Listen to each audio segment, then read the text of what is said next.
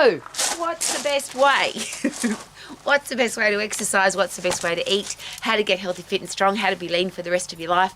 How to have a stack of energy? And there's a lot of argument about all of those. There are some things in the world, though, that people don't argue about. People don't argue that the sun will rise in the east and set in the west, and it's going to come up every day. Gravity, not too many people argue. If you drop something on the ground, it's going to fall to the ground. It's not going to go out sideways or go up. So why something that's as simple as the human body, which we all have the same anatomy and physiology pretty much, is there so much argument and so much contradicting information? Well, as I always ask, and it's a very personal thing that I can never understand, it's very perplexing to me, is why not learn for yourself? You're going to live in this thing. Your body is your home for the rest of your life. Your brain lives inside your body, and that's the thing that's going to give you everything you need to go and do all the things that you want to do. You work in your body, you sleep in your body, you have great relationships with your body and with other people through your body. It's a really important machine. Why not learn how it works? And for me, as an exercise professional, this is where I get really sometimes quite upset and sometimes even angry, because there's a lot of people giving out information about how to be healthy, fit, strong, lean, energetic, isn't there? If you Google it, if you ask AI, you're going to get a lot of information, but how do you know that it's true? And I'm sure that you know that there's a lot of stuff out there that isn't true. It's just BS. It's made up. It's to sell something. It's to help people become wealthy because they've created a new product or service. But it's not going to help. It's going to waste your time. It could even hurt you. It could injure you. It could make you sick. It could even kill you. So how do you know? And for me, this is a really simple thing. Rather than getting caught up in social media influencing, rather than getting caught up in podcasts and biohacking and all the things that are now available to us, why not learn your anatomy and physiology? What's the body made of and how does it work? And the reason I'm asking those two questions is I got caught up in all the rubbish. I came into the exercise profession totally impressed with everybody's impressiveness. People had multiple gyms and chains of gyms all over the world, and they had 300 people in their aerobic class, and they had a list of university degrees as long as a thermometer. Thermometers have degrees. I just was impressed, but I didn't ask any questions. And because I didn't ask any questions, I got injured, I got sick, I wasted my time. I'm an old lady with busted and broken joints because I listened to other people's rubbish. I didn't learn my anatomy, I didn't learn my physiology, I didn't even think with common sense and logic. There's so many exercises that you could look at right now today in any gym, any personal training studio, in any class, and if you looked at it with logical common sense eyes, you would say, don't do that to your human body, it's going to hurt you. As I always share, if you did that same movement pattern on a work site or in a factory or in a warehouse lifting things, the person who gave you that movement pattern would get sued because it will hurt you. And yet in a gym or a personal training studio or in an exercise class, it seems to be perfectly normal. What happened to common sense and logic? So if you keep it really simple, this is what I'm all about every single day. How do I get healthy, fit, strong, lean, energetic, and stay that way for the rest of my life? There's only two things. You've got to get puffed to get fit, overload your heart and lungs, otherwise you won't get fit. And you've got to overload your muscles and bones, otherwise you won't get strong. The two driving machines for that is your endocrine system and your central nervous system, your hormones and your nerves, the electricity in your body. They send messages backwards and forwards to make sure that your body's in peak physical condition. And the simple part of that is to get puffed. There's only 3 energy systems, and that's where it comes in. If you know your anatomy and physiology, you'll get that, you'll understand it. It's really simple. We live in the aerobic system, so 24/7, we breathe in oxygen, we breathe out carbon dioxide, we burn a tiny bit of protein for energy, the rest is carbohydrate and fat. That's just normal. So if you stay at normal, if you stay at comfortable, if you don't change what's going on inside your body, you don't get any results. Is it possible that a lot of people are not getting results from their exercise program because they're just doing aerobic training, and even when they go to the gym, they're doing light weights or they're not pushing themselves hard enough, they're not overloading their muscles and bones, so they're not getting stronger. So the other 2 energy systems, your lactate system and your phosphate system, that's where you overload. But the challenge with the lactate system is it gives you a burning sensation in your muscles, and for some people it makes them feel sick, which that could be the other reason why people don't want to exercise, because they don't want to feel the burn, and they don't want to feel nauseous. They don't want to throw up. They don't want to feel like they're going to throw up. So what's the only other available energy system? The 100% effort phosphate system. And this is where I get really perplexed, because there's a lot of exercise physiologists, exercise experts, cardiologists, skeletal experts, orthopedic surgeons who can't seem to make the connection that 100% effort gives you 100% result. If you pace yourself, how can you possibly get 100% result? So if you give somebody a long exercise program, why would they stick to it? And people don't. 9 out of 10 people that start an exercise program, or they don't want to even start an exercise program. So I'll say that again. 9 out of 10 people in the world today are not going to get a result from exercise, A, because they're not doing it, or B, because it's long and boring and they don't want to do it because they don't like it. But how about this? If you give somebody something short, and the closest to 0, which is what most people are doing, is 10 seconds. The phosphate system, that final energy system, is only 10 seconds. It's 100% effort. It's the only race at the Olympic Games where you go at 100% effort. And I bang on about this every day. But it's a bit embarrassing now, because so many people say, oh, you've got to do zone 2 training, or you've got to do aerobic training, or you've got to do lactate training. Hang on a minute. What if you get really fit and you get really strong in the phosphate system? Is it possible that the other 2 systems will follow along?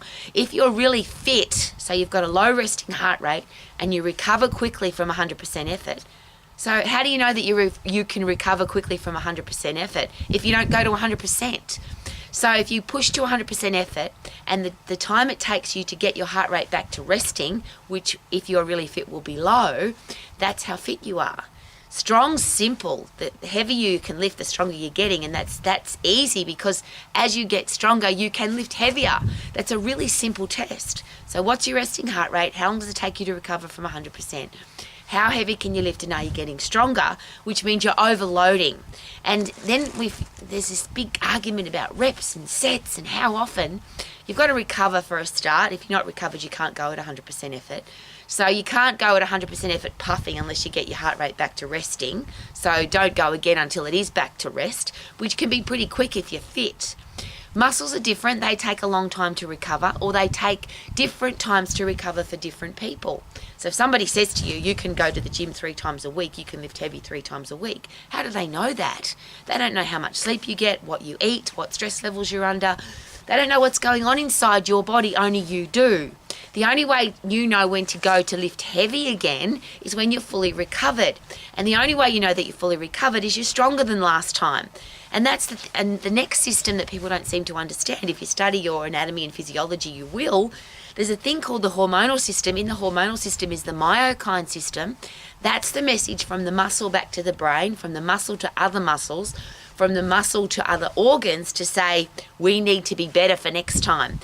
That woman, she pushed us to 100% effort. We had to lift heavy, or we had to get puffed. We've got to be better for next time. So if you're exercise professional, you're social media influencer, you're podcaster, the person that you believe that understands the human body, or should understand it, because they're a cardiologist or a doctor, for example, if they don't understand the myokine system, the hormonal system, the central nervous system, the digestive system, the skeletal and muscular system, and the immune system, and how they all work together, and you should be asking them questions, yeah? Because if you know how your human body works, if you go to an expert, they should be able to answer your simple questions. Why would I do that, and how does it work? Why would I work at less than 100% effort to get 100% result? Reverse the question. Do you want to get less than 100%? No, I just want to get a 50% result from my exercise program. How ridiculous. It just sounds silly. And you can hear in my voice, I'm an old lady who's been doing this a very long time. I've been teaching group exercise classes since I was 13 years of age at school.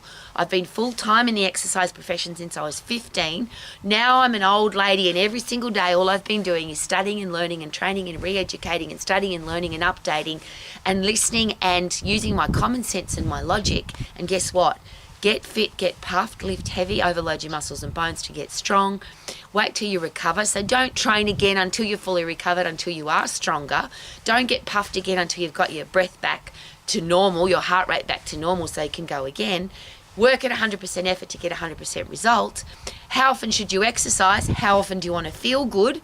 So that means multiple times throughout the day get puffed, not just 3 times a week. That's ridiculous to me. Rowie, how often do you want to feel good? Oh, only 3 times a week. There's 7 days in a week. At least 7 times a week get puffed. But why not several times throughout the day so you change your brain chemistry?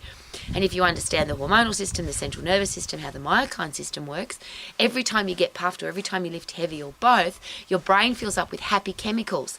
Dopamine, serotonin, brain-derived neurotropic factor, oxytocin if you exercise with your pets or your family or the people that you love, endorphins, which are pain-killing happy drugs.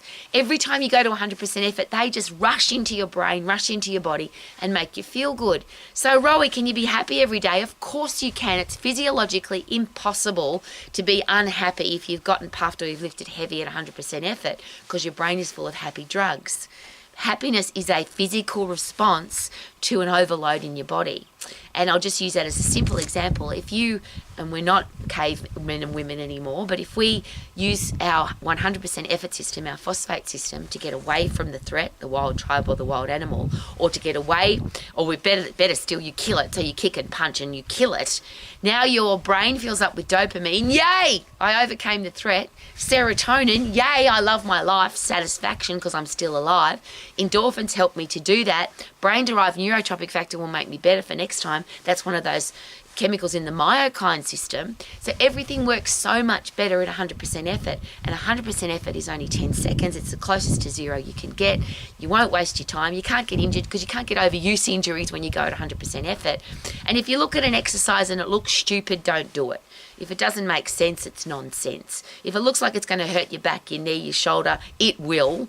And most exercises, if you look at them, you'll say, yeah, that doesn't look good. And just as a side note for that, when you learn your anatomy, when you learn how the human body works, your physiology, put your x-ray goggles on. Because it doesn't matter how the muscles are working or if your heart and lungs are working.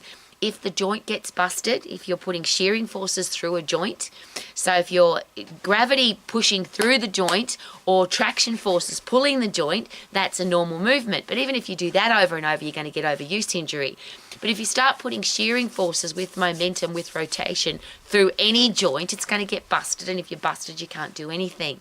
So X-ray goggles says what's happening at the joint. If the joint's got shearing forces going through it, if the joint's doing this, then it's going to get busted at some stage. It might not happen today, but it might happen today. And imagine being an exercise professional and you break somebody's joint on the first time they come and train with you. Yuck. So why don't we keep it simple? If you want to be healthy, fit, strong, lean, energetic, and love your life every single day, get puffed, lift heavy, do it safely so you don't get injured, do it fast so you don't get bored, and stay in the phosphate system so it doesn't take very long. Because even if you love exercising for hours and hours, there might come a time in your life when you can't, and wouldn't it be nice to be able to stay healthy, fit, strong, lean and energetic and only have to do 10-second bursts of high intense activity? 10-second bursts of lifting. It's not reps and sets. It's if you can lift for longer than 10 seconds, it's too light. If you can't go hard puffing for longer than 10 seconds because lactic acid taps in and you can feel it. So that's how simple it is. And I just want our kids to be healthy. Adults can do whatever they want, but I want our kids to be healthy. And most importantly, exercise outside, fresh air and sunshine. Now, apparently people say, oh, there's no sun today. Yes, there is. Above the clouds, there's plenty of sun. And I would much rather exercise outside, fresh air and sunshine, than stuck inside with artificial light and artificial air. How about you? So I'm going to be healthy, fit and strong for the rest of my life. Barring accident, I'm going to live a very long time. And I think that's bloody awesome. What do you reckon? Live your life to the max. Super-duper-doo, how are you? Living my life to the max. Yeah. Woohoo!